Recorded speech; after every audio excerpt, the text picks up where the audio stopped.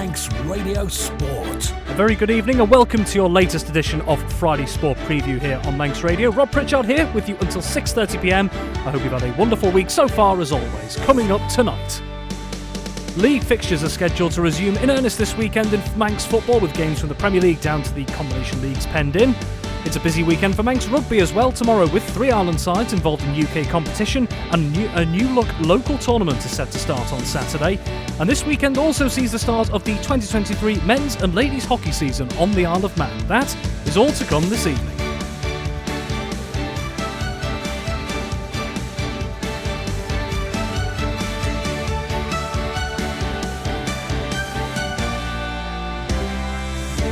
Well, we start tonight with Manx Football League fixtures taking centre stage this weekend after football locally resumed last weekend, and that was the ECAP FA Cup preliminary round taking centre stage with a smattering of league fixtures. Saw the odd shock or two during that FA Cup round, always fantastic to see. And now the league very much firmly in focus going into this Saturday, but it will be interesting to see how many games we can get on, because if you missed it a moment ago, just to remind you that the Met Office has issued a yellow weather warning for heavy rain across the Isle of Man, which comes into force at 7pm tonight and runs until 8am tomorrow morning. So if you are out and about during those times, please take care of the conditions.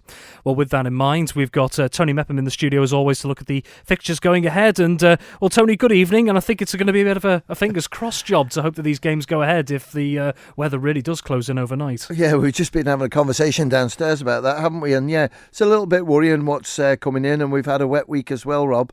But hopefully tonight is not too bad. But there is one game on tonight. We'll come to that, I'm sure, in a minute. But that one's been brought forward. So the St John's against Douglas Royal has been brought forward to 6:30.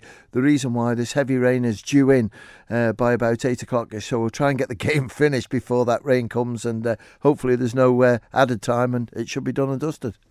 Well, let's take a look at that game, the Friday night football. As Tony mentioned, they're brought forward by half an hour, so 6:30pm kickoff for anyone planning to head down and spectate. So St John's versus Douglas Royal, where do you stand on this one, Tony? Yeah, it's a good game to watch, and I think at the moment it's two clubs who really haven't had too much football about. Douglas Royal, I know, have had more games than St John's of recent times, but certainly with St John's, they're absolutely flying up until November, weren't they? Top of the table, looking really good.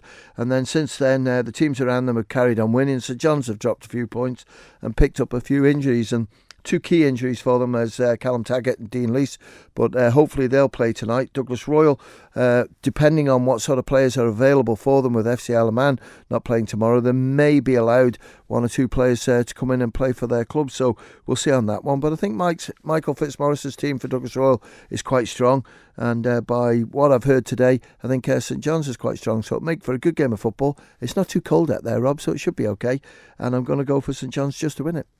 Very well, then we move into Saturday and games from the Men's Premier League down to Combination 2. All games kicking off at 2pm. We'll start with the Canada Life Men's Premier League. We originally had 5 games down, but one has now been postponed. That is Douglas High School Old Boys home game against Onken. That has been postponed this afternoon due to a waterlogged pitch. But 4 games still remaining as it stands. So we'll start with Russian United, and they'll be at home to Union Mills. Yeah, and 4 cracking games, I think, Rob, because Russian United against Union Mills. When you look at Union Mills last week, wow, what a disaster that was to lose to Douglas and District. Take nothing away from Douglas and District. What a great result that is for them. But Union Mills shouldn't have been put in that position with the players that they've got available. So I just wonder if there's going to be a bit of a backlash from Paul Guyver. The numbers were good at training, so hopefully he's got the response from the players that he wants. But Russian, again, they've got a few players coming back. I noticed Mikey Williams has been training with FC Isle of Man this week, so he could possibly come in and play for Russian tomorrow. Furo Davies, I don't know where he stands, because they've got to be careful now of how many games they've played to knock them out of contention to play for their club. But on paper, looking at the league table, you'd say that it's Union Mills to win, but I think Russian might just take the points in this. Very well, let's take a look at those other 3, well, on paper at least, entertaining games coming up. Laxey, they're going to be at home to Corinthians on Saturday. Yeah, seeing Laxey's players that are available, and they're pretty strong, as well with Corinthians. No Ryan Gartland, he'll be suspended. Again, I haven't had team news from Ben Qualtrough just to see where Corinthians are with their strength of team, but you know, at the moment they're still in contention with Peel at the top of the table, and there's a good little battle going on there. They've only played 9 games. I think Laxey, Depends what sort of performance you get from them. It's so Jekyll and Hyde stuff, isn't it? And last week it was a big defeat against them, against Peel. I know there's 4 penalties. Peel scored 3 of them. But those penalties could have been avoided. It was more petulance that needs to stop, and it might cost them dearly. So I'm going to go for Corinthians to win.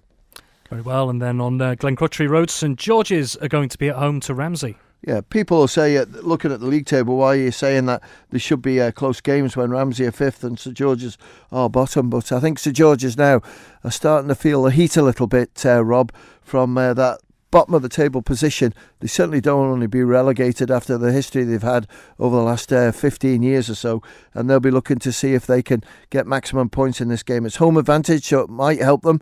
With that rain that's coming in, St George's pitch at Glencrutchery Road can struggle with a heavy impact of rain, as well with Ramsey. There's a lot sort of at stake for them. They want to stay in the position that they're in as 5th. They've still got an outside chance, I think, of Railway Cup as well. But this isn't counted for Railway Cup. But I just wonder how strong St George's team are going to be. Chris Bass, Sean Quay, Kieran McNulty. When you got players like that coming back in, it could be strong. And I just wonder if St George's might win this one. We'll wait and see. We will wait and see, indeed. And then rounding off the Canada Life Men's Premier League is a tasty fixture out west, and it's the current league leaders Peel. They're up against defending champions Ayr United. Yeah, it is, and I'm hearing, so whether it's to be believed how strong Ayr United's going to be tomorrow, because I think they've got a good squad out. I believe Sean Kelly's going to be included in that one. When you look at Jamie Callister, you've got Johnny Shields in there as well. Nick Hurt, well done to Nick, a couple of goals for him last week. So I would say that Ayr will fancy it against Peel. But Peel are pretty well full strength. Luke Doherty will play at the back. You've got Rhys Oates up front who scored them 3 penalties last week. You've got other quality players around him. Owen Dawson's going to take up the number 1 jersey. I'm going to go for Peel to win. I just think the form they're in at the moment, they're going to be too strong. Very well. Let's have a quick look through the other divisions then. We have 4 games down for DPS Limited Division 2 tomorrow. Yeah, and the 4 games are Michael against Douglas and District. Michael league table ahead of D&D, but what a great result last week. They'll remember that for a long time. But I'm going to go for Michael to win. Douglas Athletic against Jim's. Close battle. Again, it just depends how strong both sides are, but I'll just go for Athletic just to sneak it. Castletown against Braddon, that's going to be a right humdinger.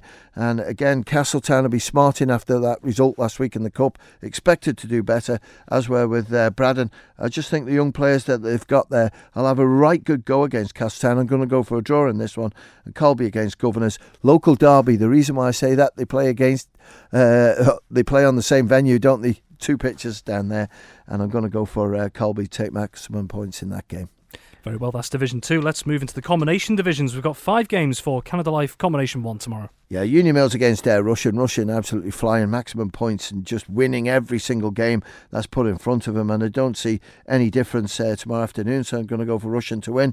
Onken against Douglas High School Old Boys. I just think the young guns of Onken getting better each game. I think they'll be too strong, and maybe because the first team game's being postponed for either side might just allow some players, better players, to come in and help them. Corinthians against Laxey. I'm going to go for Corinthians to win, but again, these 2 sides have had a lack of football of late. Ayr against Peel. Peel are nicely poised if there's a slip up by Russian to allow themselves in that number 1 berth, so I'm going to go for Peel. And Douglas Royal against St John's. I just think Douglas Royal will find out St John's are too strong. They're good in this league. Very well, and rounding things off on Saturday, we've got 4 games in DPS Limited Combi 2. And before I come to you just a moment, just taking a quick look at the table earlier, just 2 points separate the top 3 sides at the moment. Well, it does, and that's what you want. You want everything to be sort of close and a good battle going on, nip and tuck right the way through, because we're at the business end now, Rob, aren't we? We're coming up to sort of 2nd week, 3rd week in January next week, and then they've all got to compete for it. But let's look at Combi 2. Douglas and District against Michael. I'm going to go for Douglas and District to win that one. Braddon against Castletown. Braddon will take the 3 points there. Maloo against St Mary's. This will be a terrific game. Just wonder how strong St Mary's are going to be. I think they might have 1 or 2 first team players available, and they'll take the points away from high flying Maloo. I think Maloo is second. And Ramsey Youth Centre against Pulrose. I'm going to go for Youthy to win. Very well, those are your fixtures on Saturday. Well, we have set fixtures on Sunday as well. So starting off, we have 2 fixtures in the Canada Life Women's Floodlit Cup. Yeah, we had 2 terrific games last week, and Corinthians just got the bragging rights away from Peel, winning 5-1. Good performance by them, and 2 good games this weekend. Douglas Royal against Maloo. Douglas Royal was 7 goals last week. Maloo battled really well against Castletown, but are going to go for Royal to win. And Peel against Onken. Onken slipped up last week. I just think there were 1 or 2 players missing. I watched the game. It wasn't bad at all. But I think Peel got too much quality there. And I go for Peel to take the victory. And last but certainly not least, 2 games kicking off at 2 p.m. in the Masters football. Yeah, and these both are on grass because the women are still on the Floodlit Cup on the bowl. And Colby against Corinthians. Well, I've seen Corinthians' team. It's quite strong. So they'll be looking to see if they can beat one of the best teams in Masters football against Colby. Don't know team news from Colby, but I just got a feeling that Corinthians might be able to get something out of this one.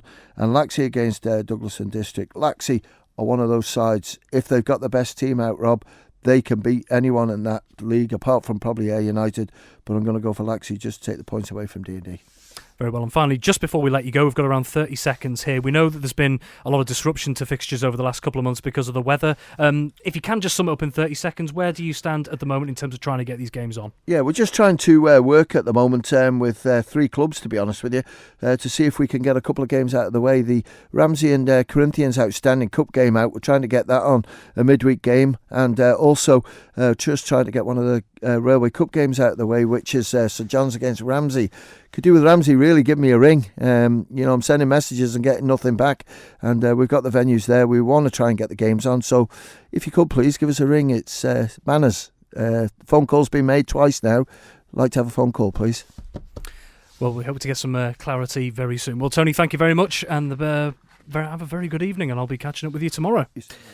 OK, it's a busy weekend ahead for Manx rugby with 3 Ireland sides in action in UK competition on Saturday. Douglas, looking to continue their recent good form, travel to Altrincham Kersal in Regional 2 North West. Meanwhile, tough tests await at Ballyfletcher for the men's and ladies' Vagabond sides.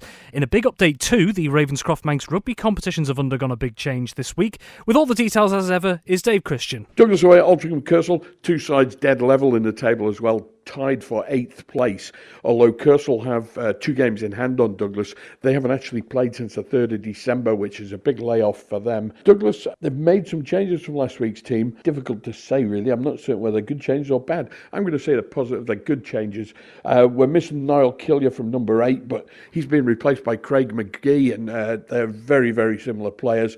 Mark McGee comes into the second row. They've got Bryn Snellgrove at 10. They've got Aidan O'Shea back into the back line. He's going to start at centre, and Ralph Clark comes onto the bench with a 2-1 forward back split. So Clarkey, he was with Phil Kringle as the forward cover on the bench, and Jack Shimon for the backs. They got plenty of speed there. Harry Hewson, Carl Martin's there, Bradley Bomar and Sam McCord, both on the score sheet in last week's win as well. Question is, have Douglas turned the corner? Maybe they have, maybe they haven't. They beat Altrincham Kersal at Portashee.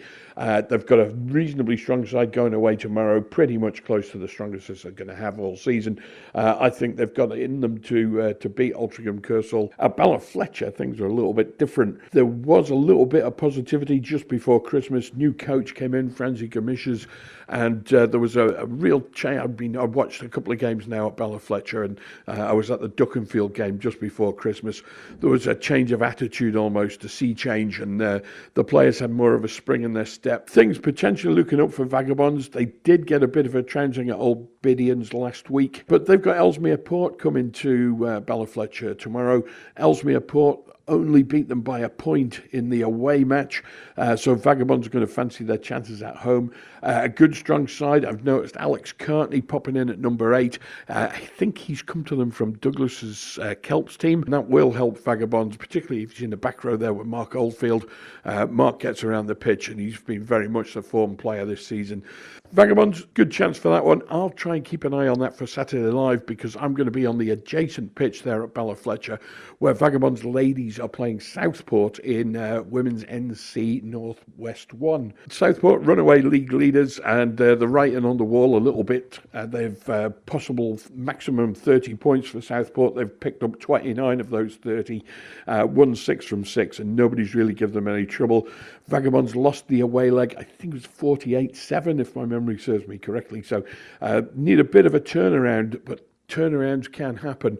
They'll have home advantage. Vagabonds have got a full-strength side, a packed bench. They've got a strong front row. There's a little bit of change in the back row. Daisy Sewell's going to come into number 8. That's an experiment I've not seen happen before. They're missing, I think, Sophie Henry maybe in the back row. That may or may not tell, but Corinna Daly's there. She's going to start at prop, but can always convert to number 8 if need be, if they need any more solidity at the back. And finally, domestically, we've got a little bit of a sea change. The local organising committee had viewed that some fixtures weren't being fulfilled. There were a couple of walkovers starting to appear. They've had a little look around and found that it's generally down to player availability. So they've killed the Ravenscroft Manx Shield. That'll be frozen at the point in time of last Saturday, and a new competition's going to kick in. It's going to be the Ravenscroft Manx Trophy, and what we're doing is we're playing a cluster format. And this involves 3 teams turning up at one venue, and between those 3 teams, they'll try and get 2 15-a-sides out. So if you've only got 10 players, get them down to the game anyway. Everybody gets mixed up, and they're going to play a fixture format that's the home team is on its own, and the 2 teams that are playing away will join together. This competition, it's a temporary fill-in because the Ravenscroft Manx Cup is going to start in the 3rd weekend in February, I think. Fixtures for that due to come out very shortly. The fixtures tomorrow both kick off at 2:15. One's at Ballakillia Park in Port Erin. One is at Paulson Park in Castletown. Down in Port Erin, Southern Nomads Greens will be playing against Ramsey's Blues and the Eastern Barbarians. And at Paulson Park in Castletown, it's Castletown as the home side, and they'll be playing against Ramsey's Reds and Western Vikings. Manx Radio Sport. And finally tonight, this weekend sees the start of the 2023 men's and ladies seasons for Manx hockey. The first selection of games from the Premier League divisions down to the respective Division 2 leagues will get underway from Saturday morning.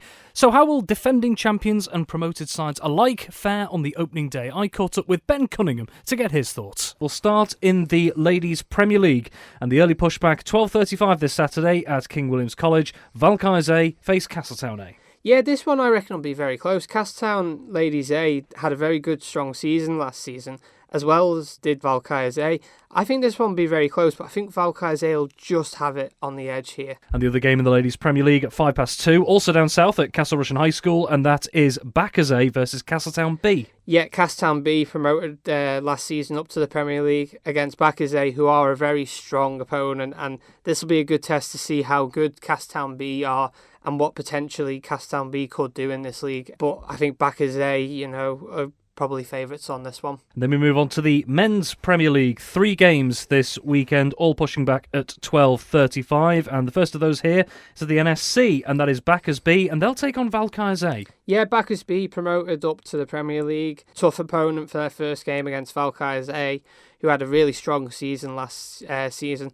It'll be a close game, I reckon, but Valkyries A, I think, will look the favourites on the day. And then at 12:35 at Castle Rushen High School, Castletown A, and they will play Vikings A. Yeah, this one I reckon will be very close. Castletown A caused a few shocks last season and actually made the leagues really interesting because they caught a few teams out. But Vikings A will definitely be looking to, keep the challenge and, look for the silverware. But I think Vikings A will just have it, but nothing saying a Castletown shock could be on the cards. Looking at the other 12:35 pushback in the Men's Premier League, up north this one at Ramsey Grammar School, Ramsey A versus Backers A. Yeah, Backers A, champions of this division, definitely be looking to keep a hold of the silverware this season. Ramsey A, I think it's going to be an interesting one. I think Ramsey have got a few players back now from uni and that, so I think it'll be interesting, but I think Backers A will be on top form and start the season off with a win. Well, let's take a quick look through the other divisions, and we've got 3 games in the Ladies Division 1 this weekend. Yep, so the first game in this league is at 2:05 at QE2,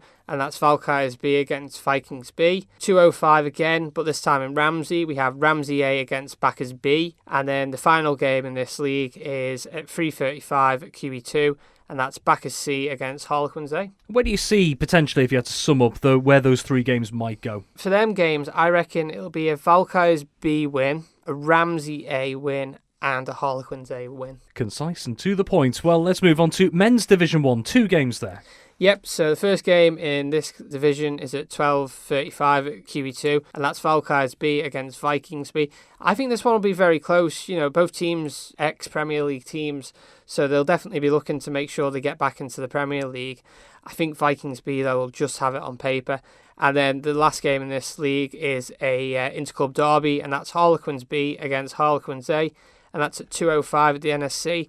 Derby, it could go either way. Mixed season, we witnessed a C team losing to their D team. So who says that nothing could possibly happen in this game? And the last one's in the senior leagues. We have 3 games in the Ladies Division 2 this weekend. Yep, so at 11:05 at Castle Russian High School, we have newly formed Castletown D against Valkyries C. This one will be interesting. Valkyries C are a strong team, but it'll be interesting to see how this new formed Castletown D team come out and perform. The second game in this league is at 2:05, and this is at King William's College, and this is Vikings C against Castletown C. Battle of the C teams, it could go either way. We're waiting to see how it goes. And then the final game in this league is at 3:35 at the NSC, and that's newly formed Harlequins B against Ramsey B. Battle of the B teams, it'll be interesting again to see how Harlequins B perform as a newly formed team. We wait and see. And last but certainly not least, we've got 3 games in the Mixed Under-15s League this weekend. Yep, so the first game in this league, and it's great to see Valkyries having an under-15s team back in this division, is Valkyries against Harlequins, and that's at 11:05 at the NSC. The second game as well, at 11:05, this time at QE2, is Backers against Ramsey Rogues and Rascals.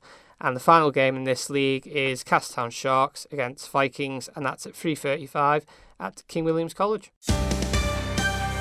Manx Radio Sport. Ben Cunningham with that report there. Well, you may have noticed we haven't yet mentioned the Men's Division 2 fixtures taking place. That's because we've had an update this afternoon on that to bring you now. The match in that league this weekend between Backers C and Ramsey B is off now, with Backers unable to field a team. However, the other Men's Division 2 game between Backers Colts and Castletown B, and that's at 3:35pm at Castle Russian, is still going ahead as planned. That's all we have time for on Friday Sport Preview this evening. Many thanks to my guests this week, Tony Mepham, Dave Christian and Ben Cunningham. Have yourself a lovely Friday evening and a wonderful weekend as well, whatever you're doing. So, until next time, bye for now.